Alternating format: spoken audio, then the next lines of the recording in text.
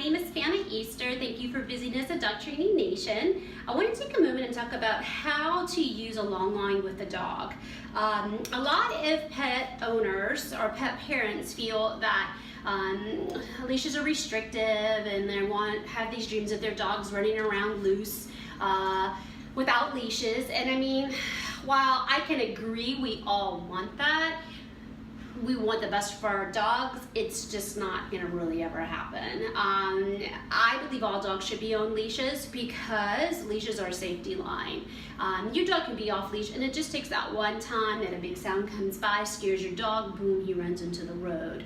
Also, I am not a fan of going to walk my dog that's on a leash and somebody comes, and their dog that is not on a leash comes running up.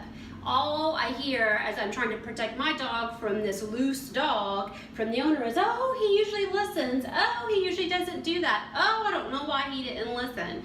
So please, please, please keep your dog leashed at all times. If you do want to walk your dog on a long line, there are a couple of rules to it first. Retractable leashes are not considered a safe long line. Retractable leashes, they're just not made well. They're not user friendly.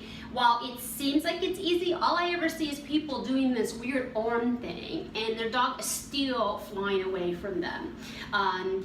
The stop button is awkward. It will not stop a dog, especially a strong pulling dog, from stopping. It doesn't have the power to stop that. Also too, if a dog pulls, it's not, in that little mechanism, it's not that strong. They can separate it. So get a nice, thick, nylon or cotton long line. You can get these at your pet supply store. You can get these at, oh my gosh, online. Usually these are black, so it just kind of depends.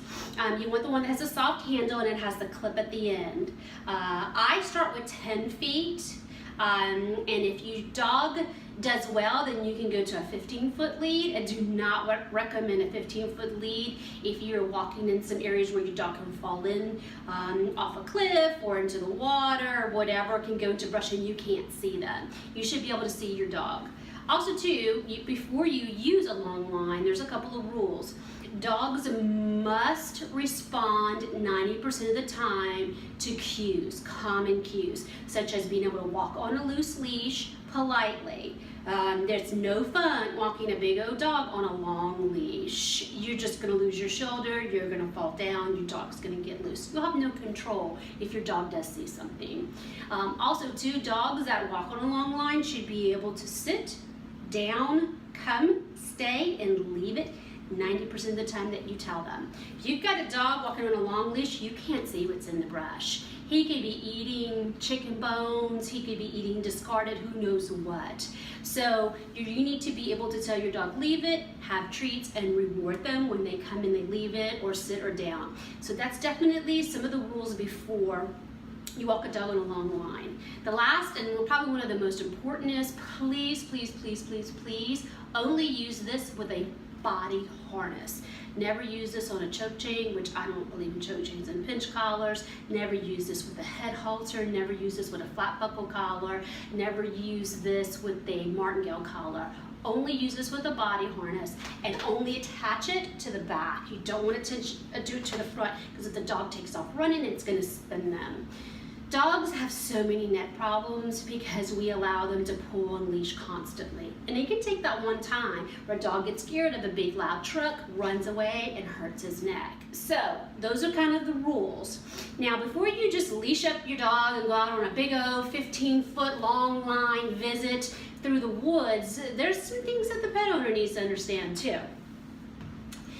Pet parents must learn how to reel these things in. Think of this like a fishing expedition. You as a pet parent should be able to learn to know when to take in and when to let out some of the leash, okay? I know you're thinking, oh, but a retractable leash is so much easier. Remember, it doesn't work and it's not reliable. You are. It seems cumbersome, but honestly, after practice, a couple of walks, you'll be able to talk to a friend and you'll know exactly when to do it by your dog's movements. The general rule is you don't want to let this touch the ground.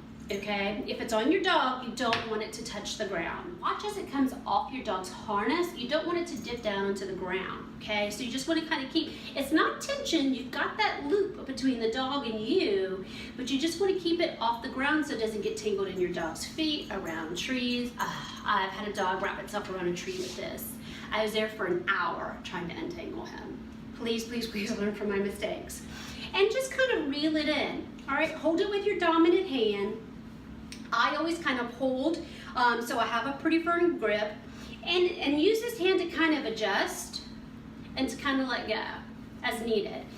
You can put little stoppers here so you know how maybe this is a foot, maybe this is 3 feet, so you know how much line to give them. If you don't have one of these that you can put on there, put duct tape so you can see it, like, or blue painter's tape, or tie a knot into it, a little small knot, so you can feel and have something to know when your dog has hit a certain, I guess, length on that leash, okay? Practice it. Toss it out. It's almost like fishing. Toss it out. You're walking with your dog. You're pulling in. Oh, then your dog's going out, and then you're pulling it back in, and then you're going back out. All right? I hope that makes sense on how to do a long leash. I like them, but a dog definitely needs to have a good foundation of skills before you do use these. Again, attached to a harness.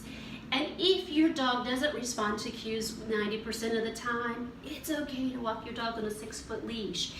Your dog is still having fun. Just give them plenty of sniffing opportunities, and it's okay. Your dog is just enjoying the walk. He's not looking to go romping through the fields. He just wants to be with you, be able to sniff, and explore. That's all it is. All right, thank you for visiting us at Dog Training Nation. I'm Fana. This little nugget walking around is Stella May, and you guys have a good rest of your day. Thank you. Bye.